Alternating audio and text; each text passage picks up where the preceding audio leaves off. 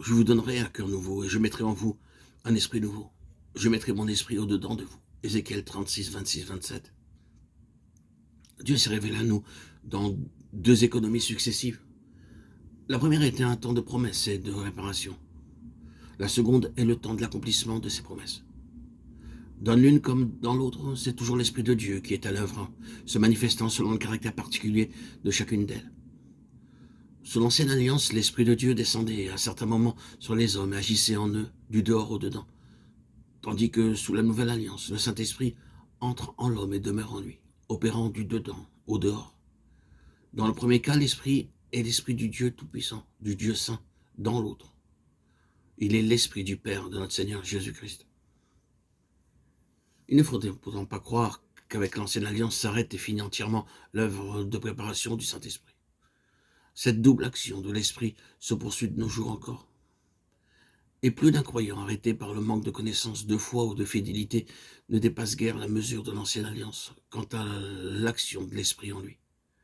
Quoique la présence habituelle de l'Esprit soit promise à tout enfant de Dieu, il se peut qu'il ne s'en tienne qu'à la moitié seulement de cette promesse, qu'il ne réalise que l'Esprit nouveau, c'est-à-dire la régénération, et qu'il ne sache presque rien de l'habitation en nous de l'Esprit de Dieu. Quand l'Esprit vient convaincre de péché, de justice et de jugement, Jean 16, 8, amener à la repentance, à la foi et à la vie nouvelle, ce n'est encore là qu'une œuvre de préparation, tandis que ce qui caractérise l'économie de l'Esprit, c'est qu'il vient habiter dans le cœur même du croyant pour lui révéler la présence du Père et du Fils. Il faut que les chrétiens comprennent bien ceci pour pouvoir saisir toutes les grâces qui leur sont préparées en Jésus-Christ. La promesse que nous transmet Ézéchiel expose de manière frappante les deux grâces successives que Dieu accorde par son esprit. Nous lisons d'abord « Je mettrai en vous un esprit nouveau », c'est-à-dire que l'esprit de l'homme sera renouvelé par l'esprit de Dieu. Et quand ceci a eu lieu, vient aussi l'autre grâce promise. « Je mettrai mon esprit au-dedans de vous ».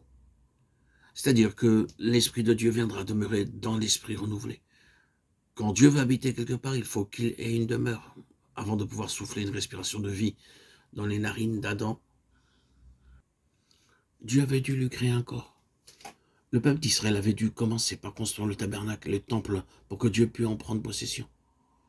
De même pour nous, un cœur nouveau, un esprit nouveau nous sont donnés comme condition indispensable à la présence de l'Esprit de Dieu en nous. Nous remarquons la même distinction dans la prière de David. Il commence par dire « Crée en moi un cœur pur et renouvelle au-dedans de moi un esprit droit ».